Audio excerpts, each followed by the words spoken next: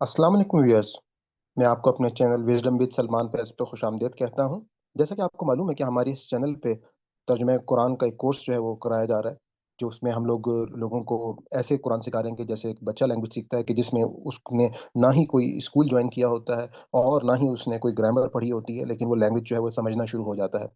لیکن ہمارے اس چینل پہ ہماری یہ بھی کوشش ہوتی ہے کہ ہم آپ لوگوں کو زیادہ سے زیادہ نالج جو ہے وہ پرووائڈ کریں۔ اس حوالے سے ہم نے اپنی زوم کلاس کے اوپر ایک گرامر کا سلسلہ شروع کیا ہے، جس میں محمد علی بلوچ صاحب جو ہیں وہ ایک آسان گرامر جو ہے وہ آپ کو سکھا رہے ہیں، جس میں الفاظ کی پہچان کا ایسا طریقہ جو ہے استعمال کیا گیا ہے کہ جس میں آپ کو آسانی بھی ہو اور قرآن پاک کے معنی جو ہیں وہ سمجھنے میں آپ کو مدد بھی فراہم ہو۔ خیر، ہماری اس کورس کے لیے ہم یہ لوگوں کو بتاتے ہیں کہ گرامر پڑھنا ضروری نہیں ہے، لیکن وہ لوگ جو اپنے علم میں اضافہ کرنا چاہتے ہیں تو ان کے لیے میں یہ ویڈیو جو ہے اپنے چینل پہ اپلوڈ کر رہا ہوں۔ یہ ویڈیو جو ہے ہماری آن لائن زوم پہ جو کلاس ہوتی ہے ہر فرائیڈے کو رات کو 9:30 بجے سے لے کے 11 بجے تک، یہ وہاں سے لی گئی ہے۔ میں ڈسکرپشن میں اس کا لنک بھی دے دوں گا، تاکہ اگر آپ پوری زوم کلاس دیکھنا چاہتے ہیں تو آپ وہاں سے بھی دیکھ سکتے ہیں۔ اگر آپ کو ہماری یہ کاوش پسند آئی ہو تو میں آپ کو گزارش کروں گا کہ آپ اس چینل کو سبسکرائب کر لیں اور زیادہ سے زیادہ لوگوں کے ساتھ اس کو شیئر کریں، نوٹیفیکیشن کو آن کر لیں، تاکہ ہماری ہر نئی ویڈیو جو ہے جو ہم اپلوڈ کریں وہ آپ تک پہنچتی رہے۔ تو ہم چلتے ہیں ویڈیو کی طرف۔ اعوذ باللہ من الشیطان الرجیم، بسم اللہ الرحمن الرحیم۔ رب اشرح لی صدری ویسر لی امری واحلل عقدۃ من لسانی یفقهوا قولی رب یسر ولا تعسر وتمم بالخیر، آمین یا رب العالمین۔ ہم پڑھتے آ رہے ہیں، کچھ ہم نے 2 کلاسز پڑھ لی تھی۔ آج ہم پڑھیں گے کلمہ، اسم، فعل اور حرف، ان کے بارے میں پڑھیں گے۔ اس سے پہلے کہ میں اسم، فعل اور حرف کی طرف جاؤں، تھوڑا سا ریویژن کر لیں کہ پہلے ہم نے کیا پڑھا تھا۔ باقی ساتھی تو موجود جی تھے، تو اس کو جی اعادہ ضرور، کہتے میرے لیے تو بہت فائدہ۔ ہیں۔ ہاں نہیں، میں صرف ہنٹس دوں گا، باقی ڈیٹیل تو ہیں۔ ہم نے پڑھا تھا حرف، حروف۔ حروف کیا پڑھے تھے ہم نے؟ الف حروف با تا القیام ثا۔ جی جی، کتنے تھے؟ 28 28۔ 27 لیکن کچھ لوگ کہتے ہیں 29۔ جی وجہ ہم کو بھی حمزہ کو الف اور حمزہ۔ ٹھیک ہے، ماشاء اللہ۔ دوسری چیز ہم نے پڑھی تھی حرکات، زبر، زیر، پیش۔ پھر اس کے ساتھ ہم نے علامت سکون کو بھی پڑھا، پھر تنوین، 2 زبر 2 زیر 2 پیش کو بھی ہم نے پڑھا۔ یہ حرکات اور تنوین یا علامت سکون، یہ کیا کرتے ہیں؟ حروف کے ساتھ مل کر کیا بناتے ہیں؟ لفظ لفظ بنتے ہیں، لفظ ٹھیک ہے، یہ بنتے ہم نے ہیں۔ پڑھ لیا تھا۔ اس کے بعد ہم نے پڑھا لفظ جو ہے در حقیقت سے نکلنے والی آواز کو لفظ کہتے ہیں۔ میرے منہ سے چائے، شائے، چائے بھی لفظ ہے، شائے بھی لفظ ہے۔ اللہ تو کیا ہوا؟ کچھ بامعنی ہوتے ہیں لفظ، کچھ بے معنی ہوتے ہیں، یہ ہم نے پڑھا تھا۔ بامعنی الفاظ کو ہم کیا کہتے ہیں عربی میں؟ کلمہ۔ کلمہ۔ ڈسٹورشن سی فیل ہو رہی ہے مجھے۔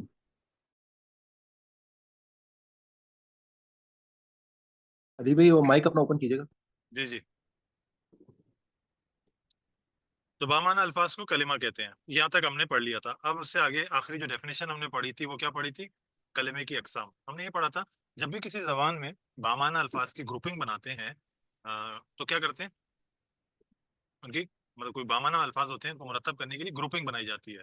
انگریزی میں یہ گروپنگ 8 کی تعداد میں، پارٹس آف اسپیچ جسے ہم کہتے ہیں نا، ناؤن، ورب، پروناؤن، ایڈجیکٹو، فلانا فلانا فلانا، ہم سب جانتے ہیں، ٹھیک ہے۔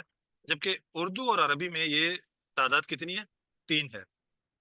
اچھا، انمیوٹ کر دیں جو لوگ کرنا چاہتے ہیں، ڈسٹریکشن کی وجہ سے میں نے کہہ دیا، انٹریکٹیو کلاس زیادہ اچھی رہتی ہے۔ تو عربی میں کلمے کی 3 اقسام ہیں، ہم نے یہاں تک پڑھ لیا تھا۔ کیا ہے وہ؟ اسم، فعل اور حرف، چوتھی کوئی چیز نہیں ہوگی۔ یعنی قرآن کریم میں جو لفظ ہم پڑھیں گے، جو کلمہ پڑھیں گے، وہ یا تو اسم ہوگا یا فعل ہوگا یا حرف ہوگا، چوتھی چیز نہیں ہوگی۔ اب ہم پڑھتے ہیں، اچھا ڈیفینیشن ہم پڑھتے آئے نا بچپن سے۔ اسم کی ڈیفینیشن کیا ہے؟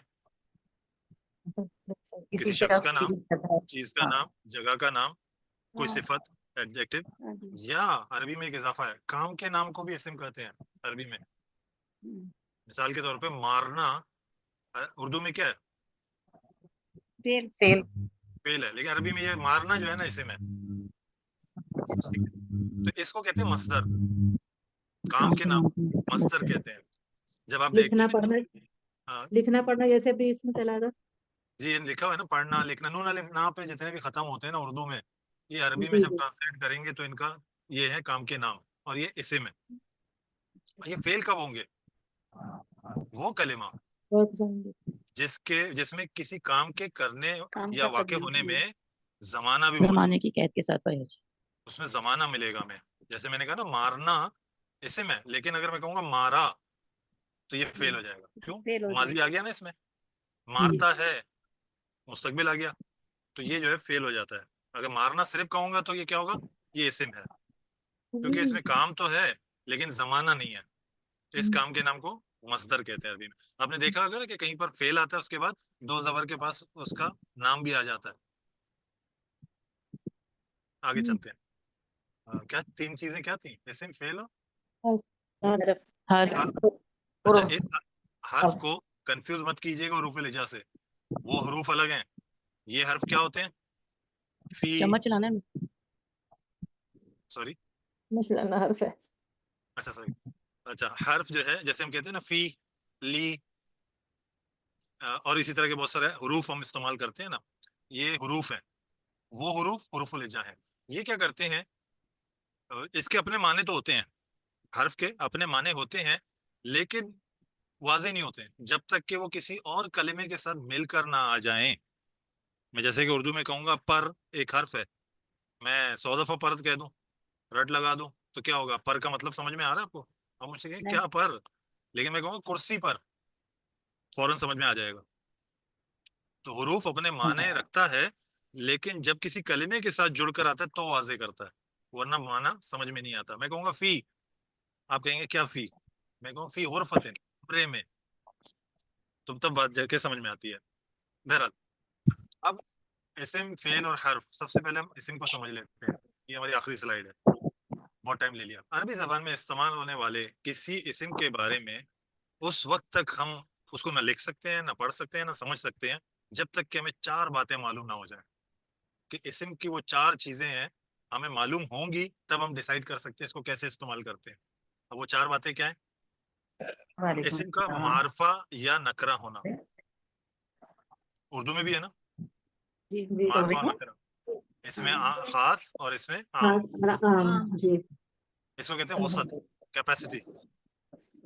دوسری چیز ہم نے ہے اسم کا جینڈر کا پتہ ہونا، یعنی کہ مذکر یا مؤنث کا ہونا، یہ ہمیں پتہ ہونا چاہیے تب جا کے ہم استعمال کر سکیں گے نا. جی تو اس کو کہتے ہیں جنس، جینڈر. اسم کا واحد، مثنیٰ یا جمع ہونا، عدد، نمبر. اچھا اردو میں کیا ہے؟ واحد اور جمع، لیکن عربی میں دو کے لیے بھی الفاظ ہیں. تو واحد کا، دو کا اور جمع کا ہونا ہمیں پتہ ہو. چوتھی اور آخری چیز اسم کا اعراب. میں نے پہلی کلاس میں غالباً کہا تھا جو زبر زیر پیش اعراب نہیں ہوتے عربی میں، وہ حرکات ہے. اعراب کیا ہوتا ہے؟ اسم کا اسٹیٹس، اسم کس حال میں ہے. اسم کام کرنے والا بندہ ہے یا وہ ہے جس پہ کام ہوا. کوئی شخص ہوتا ہے نا اسم، مطلب میں کہوں گا یہ کوئی چیز ہے، اس کا نام ہے، اس پہ کام ہوا یا اس نے کام کیا، تو یہ اسٹیٹس ہوتا ہے. تو اس کا اعراب پتہ ہونا چاہیے ہمیں کہ اس کا اسٹیٹس کیا ہے. تو تب جا کے ہم اس اسم کے ان چار چیزوں کے بارے میں ہمیں پتہ ہوگا تو ہی جا کے ہم اس جملے میں اسم کا صحیح استعمال کر سکیں گے. اب اس کی انشاءاللہ آئندہ مثالیں آئیں گی، ایک ایک کر کے ہم چیزوں کو کھولیں گے. اب یہ چار کو ہم پڑھیں گے، چار کو پڑھنے کے بعد پھر ہم اس سے جملے بنانا شروع کریں گے، پھر ہم جائیں گے فعل کی طرف، پھر فعلیہ جملے بنانا شروع کریں گے. دلچسپ بات یہ ہے کہ عربی میں اسم سے ہی جملہ بن جاتا ہے. آپ اسم سے جملہ بنا لیں، مشکل نہیں ہے. اور اس کے پھر ہم انشاءاللہ حروف درمیان میں ہم پڑھتے رہیں گے. تو یہ ترتیب رہے گی. اگلی چیز ہم پڑھیں گے انشاءاللہ ان چاروں میں سے کسی ایک کے بارے میں. آج کی کلاس یہیں تک تھی. سبحانک اللہم و بحمدک، نشہد اللہ الہ الا انت، نستغفرک و نتوب الیک. جزاکم اللہ خیرا. ہم اللہ تعالیٰ سے دعا کرتے ہیں کہ اگر اس ہمارے پورے سبق میں کوئی ہم سے غلطی ہوگی، کوئی بھول چوک ہوگی ہو، تو اللہ تعالیٰ ہماری اس خطا کو معاف فرمائے. ربنا لا تؤاخذنا ان نسینا او اخطانا، ربنا تقبل منا انک انت السمیع العلیم. اپنی سیشن کے اختتام پہ انشاءاللہ یہ ایک بہت بڑا کام ہے، ہمیں اس میں آپ کی دعاؤں کی بھی ضرورت ہے اور آپ کی مدد کی بھی ضرورت ہے کہ یہ جو پیغام ہے اگر ہم نے لوگوں تک پہنچا دیا تو یقیناً ہم یہ کہہ سکتے ہیں کہ مسلمان جو ہیں وہ دوبارہ سے اپنی وہ کھوئی ہوئی حیثیت جو ہے وہ حاصل کر لیں گے، جس طرح سے مسلمانوں نے 1000 سال پوری دنیا کے اوپر حکومت کی. اور آج جو حالت ہے مسلمانوں کی، اس کی سب سے بڑی وجہ یہ ہے کہ لوگ جو ہیں وہ اپنی اللہ کی اس کتاب سے وہ اس کتاب سے وہ فائدہ ہی نہیں حاصل کر لیتے، اس کتاب سے فائدہ حاصل کرنا چاہتے. کتاب ہدایت کے لیے آئی تھی. آج بدقسمتی یہ ہے کہ اللہ کی کتاب کے ساتھ ہم صرف کیا کر رہے ہیں، ہم کسی کو مرنے والے کی تکلیف کو آسان کر رہے ہیں، بیمار کو شفا دے رہے ہیں، کوئی بیٹی گھر سے رخصت ہو رہی ہے تو اس کو اس کے نیچے سے گزار رہے ہیں.